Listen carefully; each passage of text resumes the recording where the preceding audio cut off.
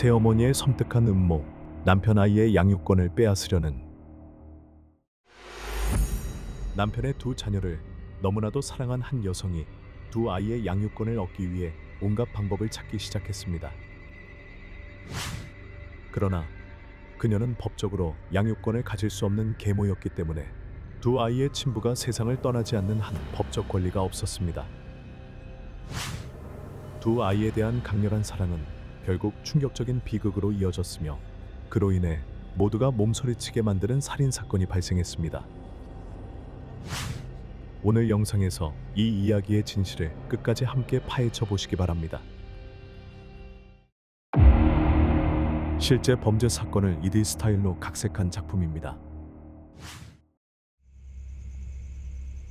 8월 2일 늦은 밤, 전직 FBI 요원 토마스 마틴스가 노스캐롤라이나주 경찰에 긴급 전화를 걸었습니다. 전화 통화에서 토마스는 딸 몰리 마틴스의 집에서 심각한 사건이 발생했다고 신고했습니다. 곧이어 경찰이 현장에 도착했을 때 그들은 바닥에 쓰러져 있는 한 남성의 시신을 발견했습니다. 피해자는 토마스의 사위인 제이슨 코벳이었으며 그의 머리에는 심각한 부상이 여러 군데에서 확인되었습니다. 현장에서 딸 몰리와 함께 있던 토마스 마틴스는 경찰의 질문에 자신의 이야기를 풀어놓기 시작했습니다. 토마스의 진술에 따르면 그는 그날 밤 자신의 방에서 자고 있었는데 갑자기 위층에서 큰 소음과 함께 요란한 소리가 들려 깨어났다고 했습니다. 그 소리는 집안 곳곳에 울려 퍼지는 비명과 심한 말다툼 소리였으며 토마스는 즉시 뭔가 잘못되었음을 느끼고 위층으로 올라가기로 결심했습니다. 급히 방을 나서던 토마스는 혹시 모를 위험에 대비하기 위해 손자에게 주려고 산 야구 방망이를 들고 올라갔다고 설명했습니다. 소음이 그를 몰리와 제이슨의 침실로 이끌었고 문 앞에 다다르자 말다툼과 비명 소리는 더욱 또렷하게 들려왔습니다. 문을 열었을 때 토마스는 충격적인 장면을 목격했다고 진술했습니다. 바로 제이슨이 몰리를 목조르고 있는 모습이었습니다. 딸의 목숨이 위협받는 광경에 토마스는 당황했고 본능적으로 즉각적인 행동에 나섰습니다. 토마스는 크게 소리를 지르며 제이슨에게 당장 멈추라고 외쳤지만 제이슨의 분노는 전혀 가라앉지 않았습니다. 오히려 제이슨은 몰리를 죽이겠다고 협박하며 상황을 더욱 위험하게 몰아갔습니다. 제이슨의 협박은 토마스에게 더욱 절박한 위기감을 느끼게 했고 그는 더 이상 망설일 시간이 없다고 판단했습니다. 손에 야구 방망이를 쥔 채 토마스는 더 늦기 전에 딸을 보호하기 위해 즉시 개입해야 한다는 사실을 깨달았습니다. 더 이상 지체할 수 없다고 판단한 토마스는 야구 방망이를 손에 꼭 쥔 채 방으로 뛰어들어 사위의 행동을 막아보려고 결심했습니다. 그러나 토마스의 첫 번째 공격은 제이슨을 멈추게 하지 못했고 오히려 제이슨은 더욱 난폭해졌습니다. 제이슨은 재빠르게 토마스의 손에서 야구 방망이를 빼앗았고 토마스를 바닥에 넘어뜨렸습니다. 이 혼란스러운 상황 속에서 몰리는 침실 바닥에 있던 타일 벽돌을 집어들어 제이슨의 머리를 강하게 내려쳤습니다. 제이슨이 그 충격으로 순간적으로 정신을 잃자 토마스는 다시 야구 방망이를 손에 쥐고 더욱 강하게 제이슨을 공격했습니다.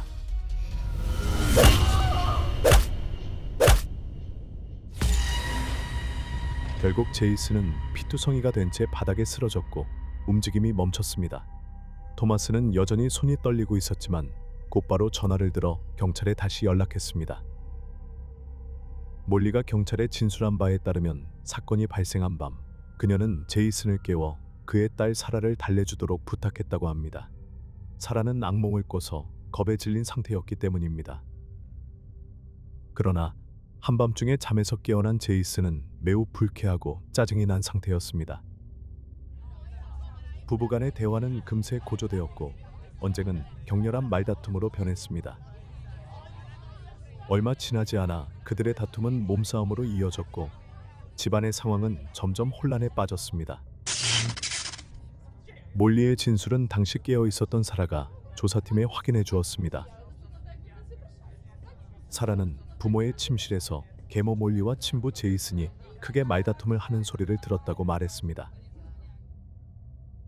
그러나 조사관들이 특히 주목한 질문 중 하나는 왜 침실에 바닥 타일 벽돌이 있었는가 하는 점이었습니다. 몰리는 자신과 아이들이 타일 벽돌을 주워서 그림을 그리거나 장식하는 용도로 사용한다고 설명했습니다. 침실에 있던 벽돌도 그중 하나였다고 주장했습니다. 토마스의 진술 또한 몰리의 이야기와 정확히 일치했습니다. 그는 자신이 야구 방망이로 제이슨을 공격한 사실을 인정했으나 몇 번이나 때렸는지는 정확히 기억나지 않는다고 했습니다. 토마스는 자신의 행동이 몰리를 보호하고 제이슨의 공격을 막기 위한 것이라고 묘사했습니다. 몰리와 토마스는 사건 당시 제이슨이 술에 취해 있었으며 그로 인해 언쟁이 더욱 격렬해졌다고 주장했습니다. 그러나 조사관들은 이들의 진술이 대체로 일치함에도 불구하고 몇 가지 의심스러운 부분을 간과할 수 없었습니다. 침실에 타일 벽돌이 있던 이유, 토마스의 공격 횟수, 그리고 제이슨의 음주 상태 등 여러 세부 사항이 사건을 더욱 복잡하게 만들었으며 추가 조사가 필요하다고 판단되었습니다. 하지만 부검 결과는 몰리와 토마스의 진술과 충돌하는 충격적인 사실을 드러냈습니다. 제이슨은 머리에 12차례의 연속적인 강타를 당해 두개골이 여러 곳에서 심각하게 골절된 상태로 사망한 것으로 확인되었습니다. 부상 정도의 잔혹함은 조사관들로 하여금 이 사건의 진짜 동기에 대해 의문을 품게 만들었습니다. 특히 제이슨의 사망 당시 혈중 알코올 농도는 0.02%로 측정되었습니다. 이 수치는 몰리와 토마스가 주장한 것처럼 술에 취했다고 보기엔 매우 낮은 수치였습니다. 법의학자들은 사망 후 혈중 알코올 농도가 급격히 감소할 수 있다고 설명했지만 이 발견은 두 사람의 진술에 대한 큰 의문을 남겼습니다. 경찰과의 추가 조사 과정에서 몰리는 제이슨이 결혼 생활 내내 자신을 신체적, 정신적으로 여러 차례 학대했다고 주장했습니다. 몰리의 진술에 따르면 그녀는 제이슨에게 입은 부상으로 몇 차례 병원 치료를 받았지만 보복이 두려워서 의사에게 진실을 밝히지 못했다고 했습니다. 많은 증거를 수집했음에도 불구하고 조사관들은 사건의 본질을 명확히 밝히는데 어려움을 겪고 있었습니다. 경찰은 사건을 더욱 명확히 하기 위해 몰리 마틴스와 제이슨 코벳의 관계를 깊이 조사하기로 결정했습니다. 몰리가 제이슨의 아내가 되기 전 그녀는 그의 두 자녀인 잭과 사라의 보모로 일했습니다. 그 당시 제이슨은 갑작스러운 아내의 죽음 이후 두 어린 자녀를 키우는 홀아버지였습니다. 아내의 갑작스러운 죽음은 제이슨의 마음에 깊은 상처를 남겼을 뿐만 아니라 그의 작은 가정을 혼란과 슬픔 속으로 빠뜨렸습니다. 그러나 몰리 마틴스가 그의 집에 오고 나서 얼마 지나지 않아 그녀는 잭과 사라 두 아이의 마음을 사로잡았습니다. 막내딸 사라는 몰리를 엄마라고 부르기 시작했고 그녀에게 깊은 애착과 신뢰를 보였습니다. 형인 잭 또한 여동생을 따라 몰리를 진정한 엄마처럼 여기며 따르기 시작했습니다. 이런 특별한 유대감은 몰리를 제이슨의 가정에서 없어서는 안 될 존재로 자리 잡게 만들었습니다. 몰리가 제이슨 가족의 보모로 일하기 시작한 지 얼마 지나지 않아 두 사람의 관계는 단순한 업무 관계를 넘어 감정적인 관계로 발전하기 시작했습니다. 아내의 죽음을 겪은 뒤 삶의 균형을 잡기 위해 노력하던 제이슨은 몰리에게서 새로운 위안과 희망을 찾은 듯 보였습니다. 몰리가 두 아이를 정성스럽게 돌보는 모습은 제이슨에게 큰 힘이 되었고 그의 삶을 더 쉽게 느끼게 만들었습니다. 몰리가 온 지 몇 주 후 제이슨은 그녀에게 보낸 이메일에서 자신의 감정을 표현했습니다. 우리가 함께 있을 때 느끼는 이 사랑이 너에게도 행복을 주길 바란다라고 그는 썼습니다. 이후 두 사람의 관계는 빠르게 발전했고 2010년 발렌타인데이에 두 사람은 결혼하여 새로운 인생의 전환점을 맞이하게 되었습니다. 결혼한 지 1년 후 그들은 몰리의 고향에서 가족과 친구들의 축복 속에 결혼식을 올렸습니다. 결혼 후 두 사람은 미국 노스캐롤라이나주로 이주하기로 결정했고 제이슨은 그곳에서 식품 공장의 관리자로 취직했습니다. 그들은 데이비드슨 카운티 외곽의 조용한 지역에 위치한 방 4개짜리 대형 주택에 정착했습니다. 겉으로 보기에는 가족의 삶이 평온하고 행복하게 흘러가는 듯 보였습니다. 몰리는 제이슨의 두 자녀를 전적으로 돌보며 가정 생활에 헌신했습니다. 몰리는 단순히 양육자 역할을 넘어 지역 사회 활동에도 적극적으로 참여했습니다. 그녀는 아이들이 다니는 학교에서 자원봉사를 했고 지역 어린이 수영팀 코치로도 활동하며 책임감 있고 헌신적인 계모로서의 모습을 보여주었습니다. 이웃들과 주변 사람들에게 제이슨 코백과 몰리 마틴스는 항상 행복한 가정의 이상적인 모습으로 비춰졌습니다. 그러나 이 평화로움은 2015년 8월 2일 운명의 밤 제이슨이 자신의 집에서 살해당한 사건으로 완전히 깨지고 말았습니다. 제이슨 코벳이 세상을 떠난 후 경찰은 그의 두 자녀인 잭과 사라를 대상으로 진술을 받았습니다. 잭과 사라는 아버지가 화를 조절하는 데 어려움을 겪었으며 계모 몰리와의 관계가 항상 긴장 상태였다고 말했습니다. 두 아이는 제이슨과 몰리가 자주 심하게 말다툼을 했고 그로 인해 가족 내 분위기가 무겁고 불편했다고 묘사했습니다.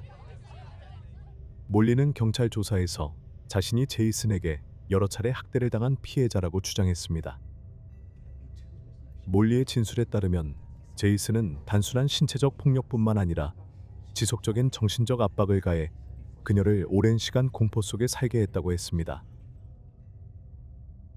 몰리는 시간이 지날수록 학대의 강도가 심해졌다고 말했지만 그녀가 이 결혼 생활을 포기하지 않은 이유는 오직 잭과 사라에 대한 사랑 때문이었다고 강조했습니다.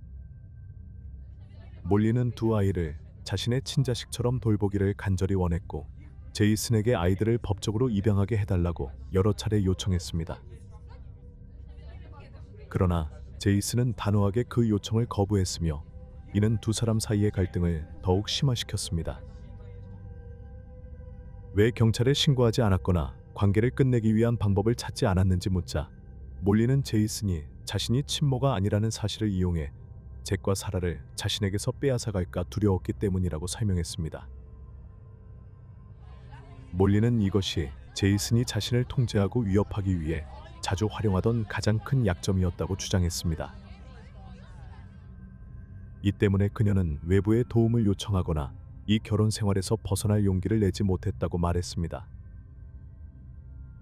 몰리는 오랜 시간 공포 속에서 살아왔으며 가정 내에서 벌어지는 일들에 대해 무력감을 느꼈다고 고백했습니다.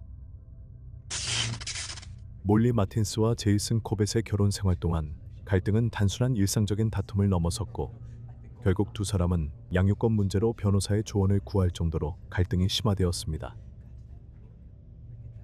제이슨은 처음부터 몰리가 잭과 사라의 양육권을 법적으로 주장할 수 있는 여지를 남기지 않기 위해 강경한 입장을 고수했습니다. 그는 몰리가 단순한 계모일 뿐이며 두 아이에 대한 법적 권리가 전혀 없다고 주장했습니다.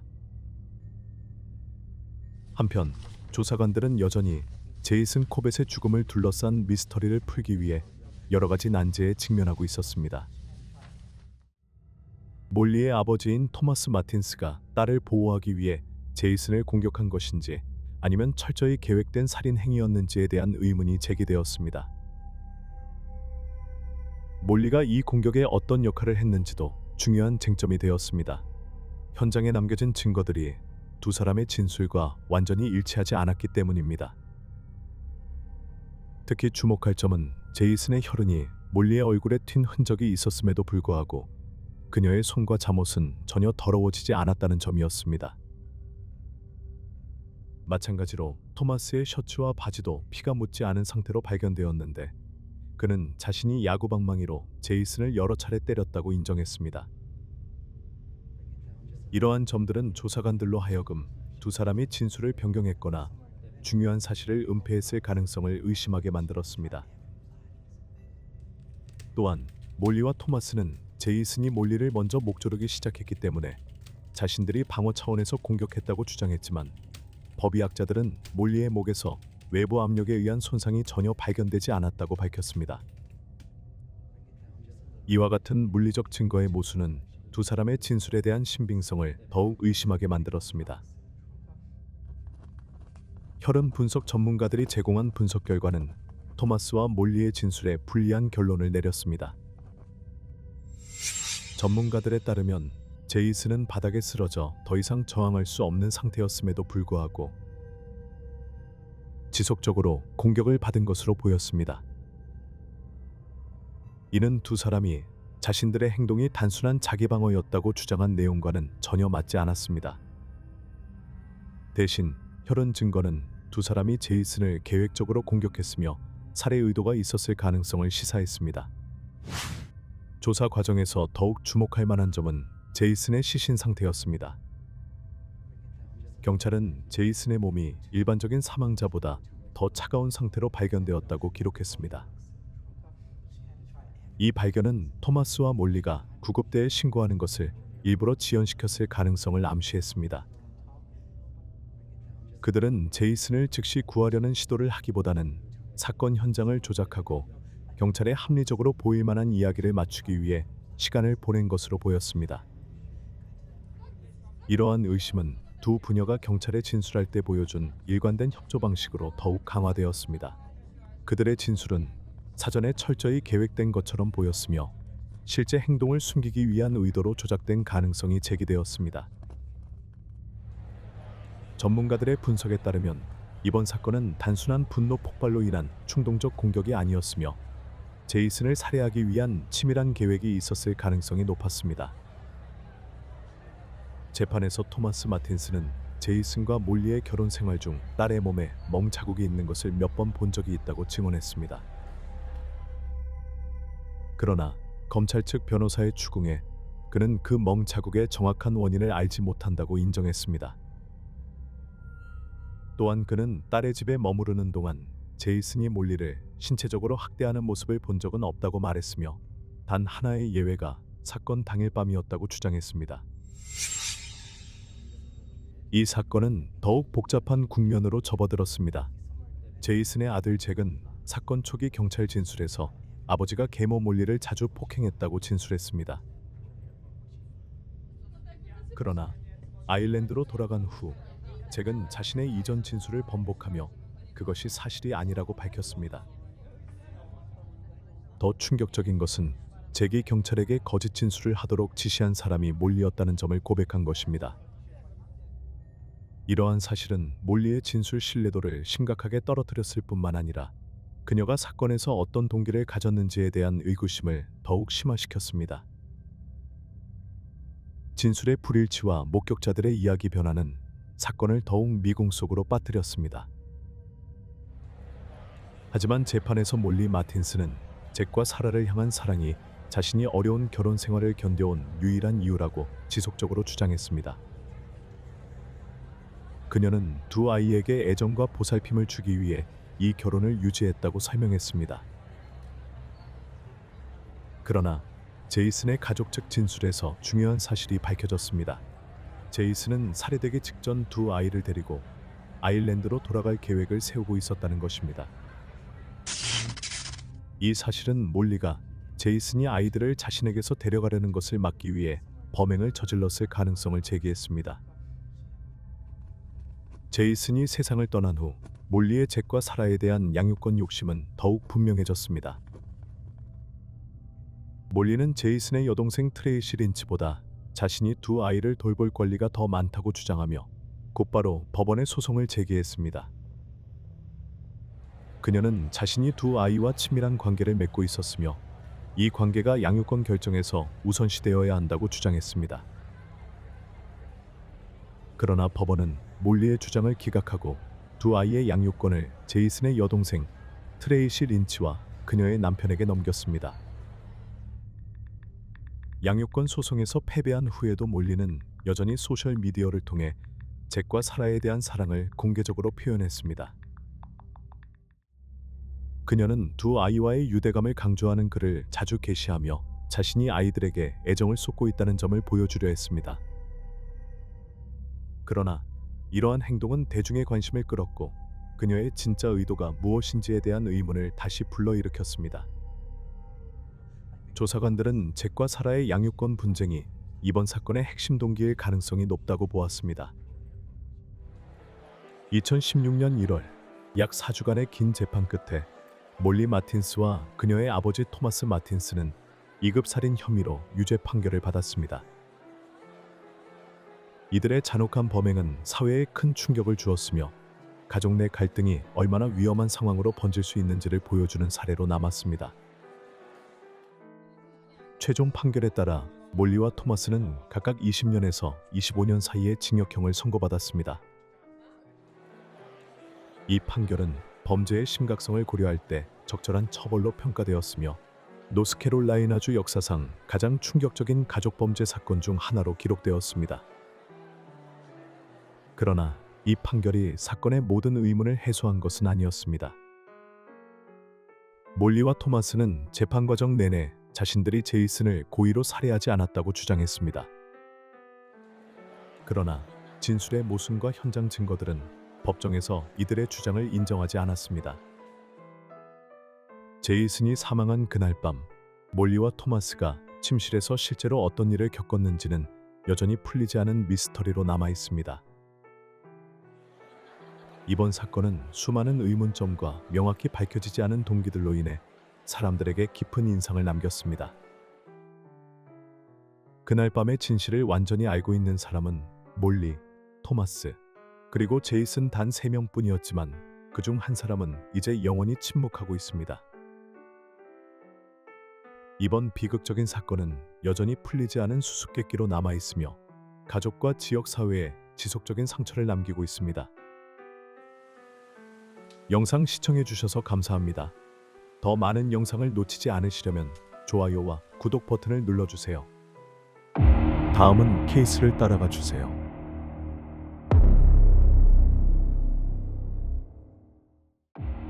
결혼식이 악몽으로 집이 피해 현장이 되다. 중국 산둥성에서 심각한 범죄가 발생하여 대중에게 큰 충격을 주었고 지역 주민들 사이에 깊은 공포를 남겼습니다. 더욱 가슴 아픈 것은 이 비극이 장남의 결혼식을 하루 앞두고 발생했다는 점이었습니다. 그날 밤 신랑은 목이 베이는 잔혹한 공격을 당해 거의 즉사할 뻔했습니다.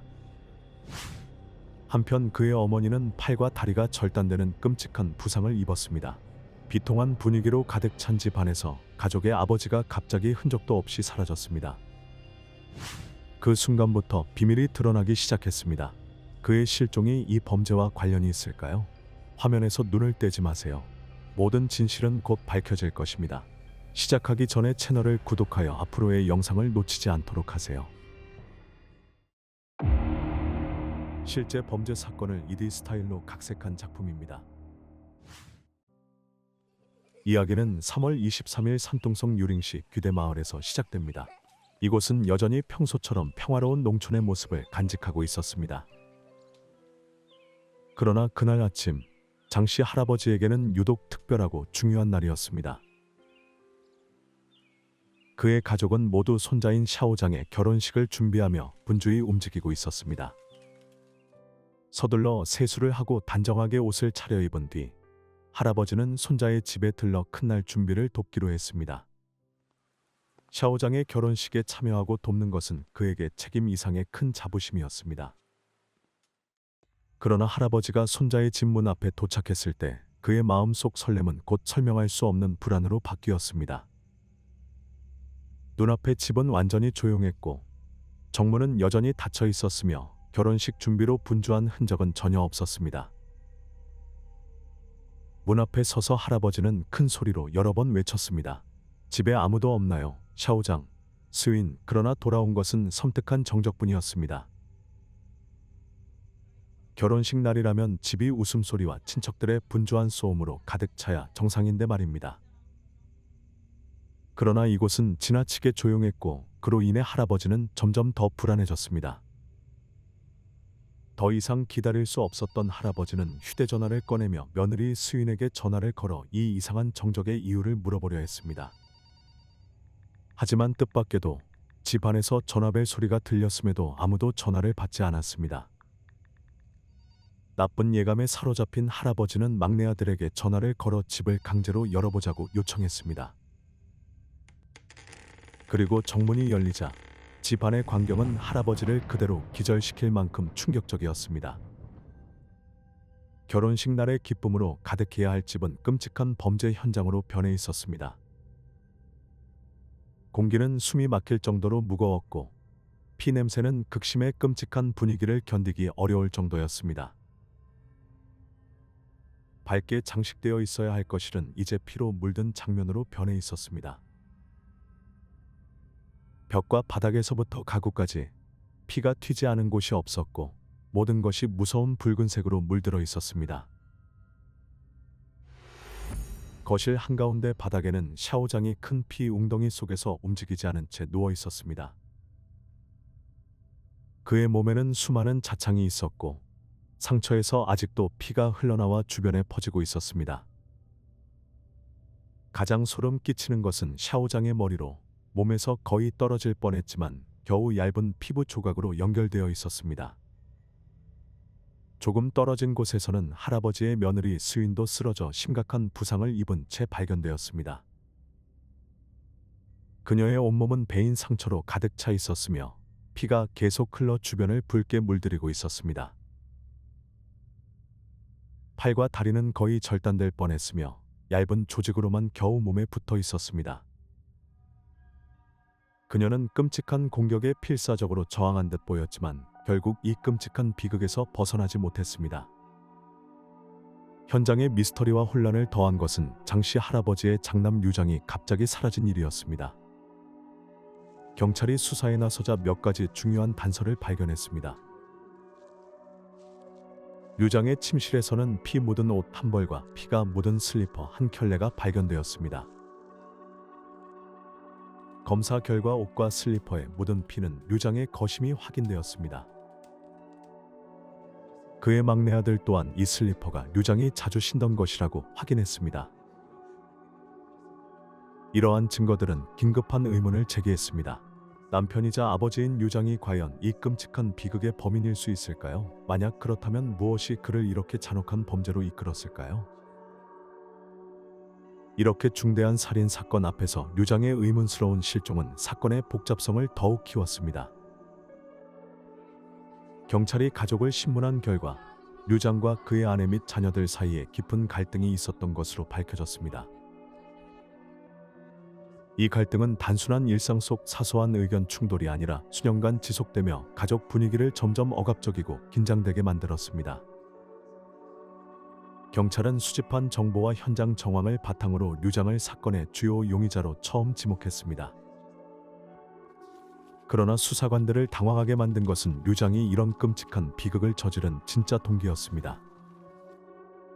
경찰은 사건의 모든 진실을 밝혀내는 열쇠가 류장을 신속히 찾는 데 달려있다고 판단했습니다. 류장을 찾는 것만이 이 유혈 사건의 미스터리와 동기를 풀 수 있는 유일한 방법이었습니다. 이 기간 동안 피해자 가족과 여론의 압력이 계속 커지며 수사는 그 어느 때보다 긴박해졌습니다. 마을 입구에 설치된 감시 카메라를 조사하던 중 경찰은 중요한 단서를 발견했습니다. 오전 5시경 류장이 전기 오토바이를 타고 마을을 떠나는 모습이 포착된 것입니다. 이는 부검 보고서에 따라 피해자들의 사망 시점인 새벽 3시경과 일치했습니다. 이 증거로 인해 류장이 범인일 가능성에 대한 경찰의 의심은 더욱 강해졌습니다. 수사팀은 즉시 대규모 병력을 동원해 기차역, 버스터미널, 그리고 류장이 나타날 가능성이 있는 지역을 감시하고 수색했습니다. 긴박한 수색 끝에 경찰은 류장을 성공적으로 체포하여 본부로 데려와 신문을 진행했습니다. 경찰서에서 확실한 증거를 들이대자 류장은 결국 아내와 아들을 죽였다는 사실을 인정했습니다. 그러나 신문 과정에서 류장의 태도는 수사관들을 충격과 혼란에 빠뜨렸습니다. 그는 자신이 저지른 범죄에 대해 후회나 슬픔, 심지어 두려움조차 보이지 않고 마치 자신과는 무관한 일처럼 냉담한 태도를 유지했습니다. 그의 시선은 흔들림이 없었고 그의 말에는 감정이 전혀 담겨 있지 않았습니다. 그는 울거나 후회하지 않았으며 오히려 차분하고 약간 도전적인 태도로 자신의 행동의 중대성을 전혀 인지하지 못한 듯 보였습니다. 신문 중 류장은 지속적으로 원망을 드러내며 그의 말은 분노와 쓰라림으로 가득 차 있었습니다. 그는 가족 내에서 자신이 겪었다고 주장한 갈등과 상처에 대해 이야기했지만 자신의 책임은 전혀 인정하지 않았습니다. 더욱 소름 끼치는 점은 그의 말이 자신의 행동을 정당화하려는 듯한 뉘앙스를 풍겼다는 것입니다. 그는 자신이 저지른 일이 잘못되었다고 생각하지 않았으며 오히려 아내와 아들이 처벌받아 마땅하다는 암시를 주었습니다. 이런 이상한 행동은 수사관들을 당혹스럽게 했을 뿐만 아니라 그의 심리 상태와 끔찍한 행동의 진짜 동기에 대해 더 깊은 의문을 제기했습니다. 류장의 자백에 따르면 이 비극적인 사건의 근원은 오랜 시간 해결되지 않은 가족 갈등에서 비롯되었습니다. 결혼 생활에서 제때 해결되지 않은 의견 충돌과 긴장이 그가 잔혹한 행동을 하게 된 촉매가 되었습니다. 30년 전으로 돌아가면 류장의 아버지는 이 지역에서 유명한 한의사였습니다. 그의 재능과 직업에 대한 헌신 덕분에 장 씨는 지역 주민들의 존경을 받을 뿐만 아니라 가족에게 비교적 풍족한 생활을 보장할 수 있었습니다. 이러한 강한 가정 기반 덕분에 류장은 평화롭고 성공적인 결혼 생활을 할 것으로 기대되었습니다. 가족의 주선으로 류장은 훗날 그의 아내가 되는 수인을 만날 기회를 얻었습니다. 두 사람은 서로에 대해 잘 알지 못했지만 양가 가족은 두 사람이 튼튼한 관계를 쌓고 행복한 가정을 이루길 바랐습니다. 그러나 당시 수인은 다른 사람과 깊이 사랑에 빠져 있었습니다. 이 관계는 그녀에게 진정한 감정과 잊을 수 없는 기억을 안겨주었고 처음 류장을 만났을 때는 별로 관심이 없었습니다. 그녀는 류장이 자신과 잘 맞는 사람이라고 생각하지 않았지만 당시 사회와 시대적 배경에서는 배우자의 선택이 종종 가족과 전통적인 관습에 의해 크게 영향을 받았습니다. 부모의 압박과 양가의 재촉이 심해지자 수인은 더 이상 자신의 사랑을 지킬 용기를 낼 수 없었습니다. 그녀는 자신의 감정을 억누르고 딸로서의 의무를 다하기 위해 류장과의 결혼을 받아들일 수밖에 없었습니다. 그러나 진심 어린 사랑에서 비롯되지 않은 이러한 결혼의 시작은 미래의 불화를 위한 기반이 되었습니다. 결혼 후 류장의 아버지는 그에게 $560를 주며 이 돈을 의학을 공부하고 가업을 이어가는 데 쓰길 바랐습니다. 그러나 반항적이고 일관성이 없는 성격의 류장은 아버지의 조언을 무시했습니다. 공부에 집중하기보다는 파티와 나쁜 친구들과 어울리는 데 빠졌습니다. 얼마 지나지 않아 $560는 아무런 가치를 남기지 않고 빠르게 탕진되었습니다. 자신이 직업을 쌓을 기술이나 전문성을 갖추지 못했다는 것을 깨달은 류장은 공장에서 노동자로 일하며 생계를 이어갈 수밖에 없었습니다. 아이들이 자라면서 생활비가 점점 늘어나면서 삶은 더 어려워졌습니다. 학비와 생활비에서 필수적인 필요까지 점점 더 커지는 재정적 부담이 그를 짓눌렀습니다.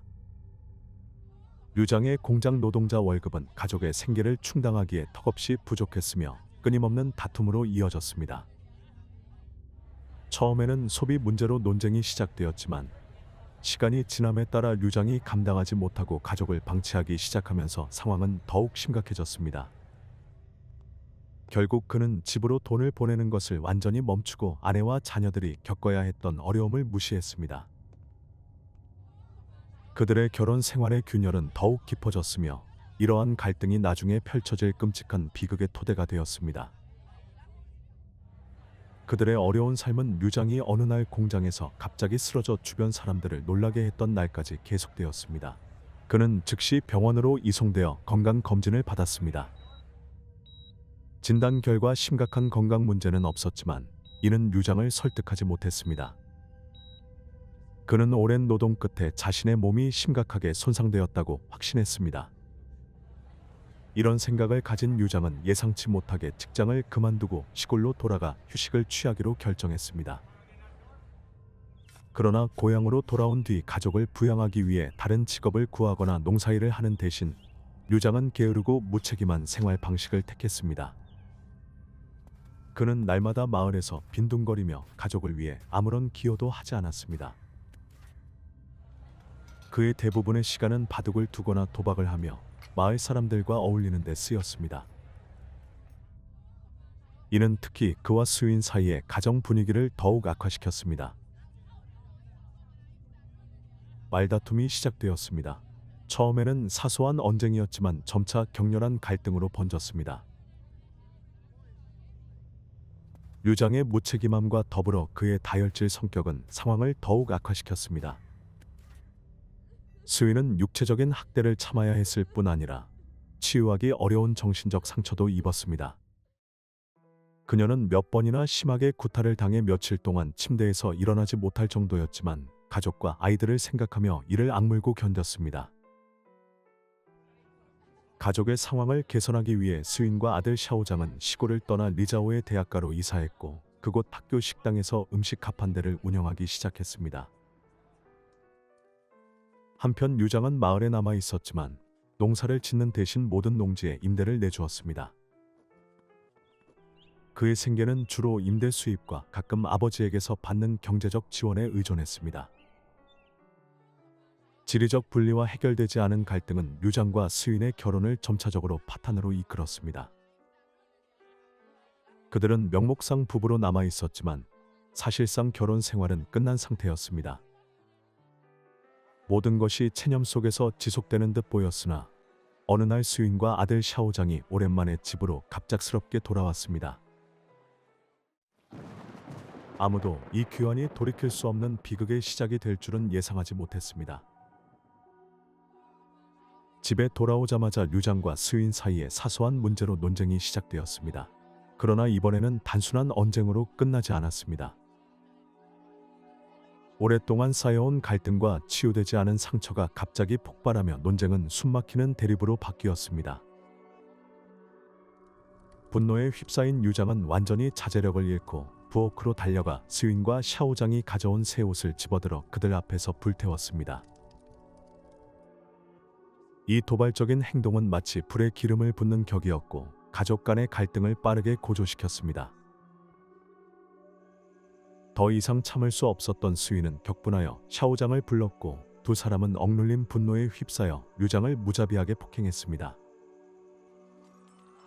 작은 집에서 들려오는 고성과 혼란은 단순히 붕괴 직전의 가족을 보여주는 것뿐만 아니라 다가올 끔찍한 비극의 전조였습니다.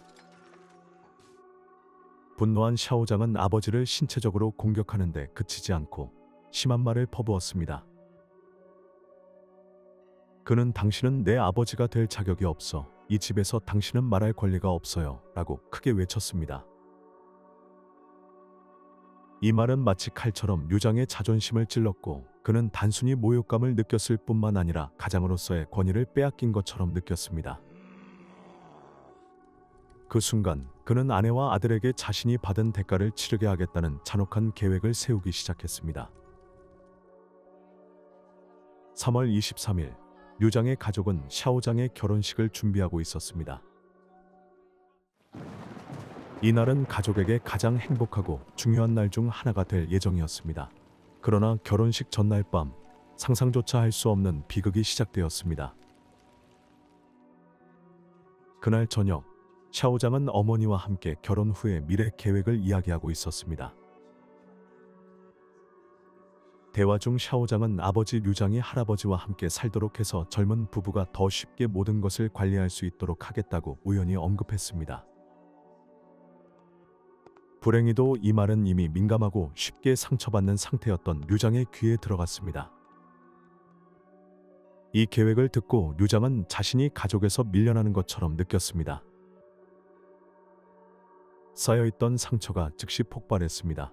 이는 단순한 무례가 아니라 아내와 아들이 자신을 내쫓으려는 음모라고 생각했습니다. 생각할수록 류장은 분노를 억제할 수 없었습니다. 그는 격분한 채 방을 나가 부엌으로 가서 근처에 있던 칼을 집어 들었습니다. 광분한 상태로 샤오장의 방으로 들어가 깊이 잠든 아들을 향해 망설임 없이 여러 차례 칼을 휘둘렀습니다.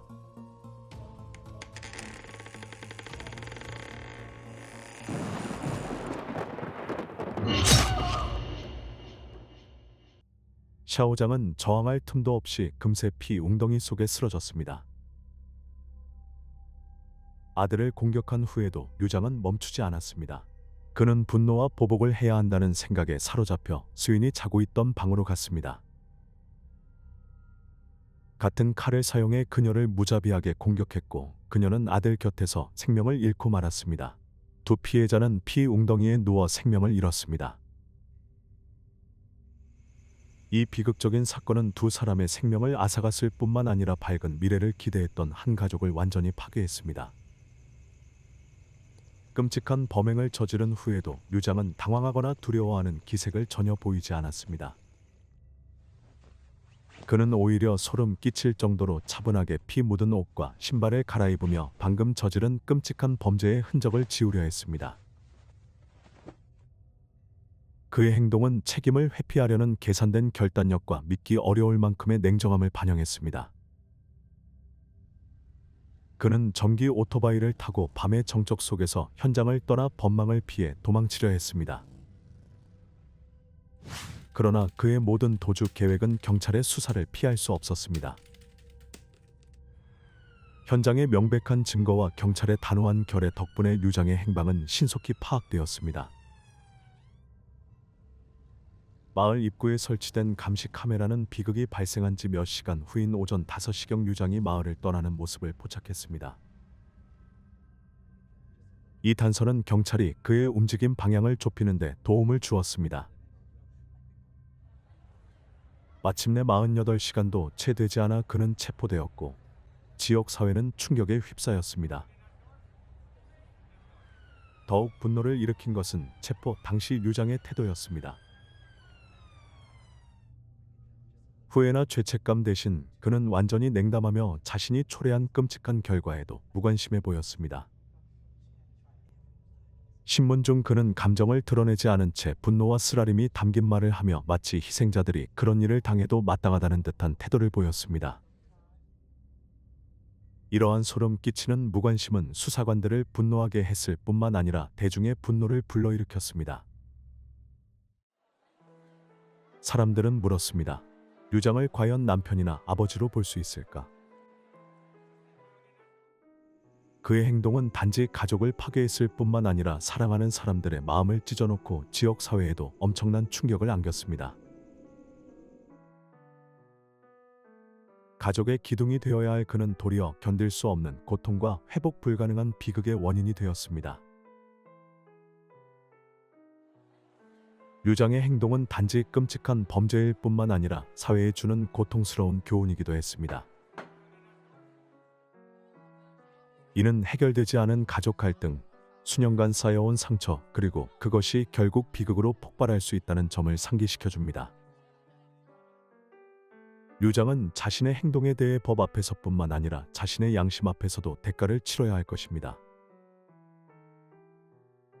감옥의 철창 뒤에서 그는 매일 자신의 행동에 따른 결과와 마주해야 하며 이는 결코 되돌릴 수 없는 대가입니다.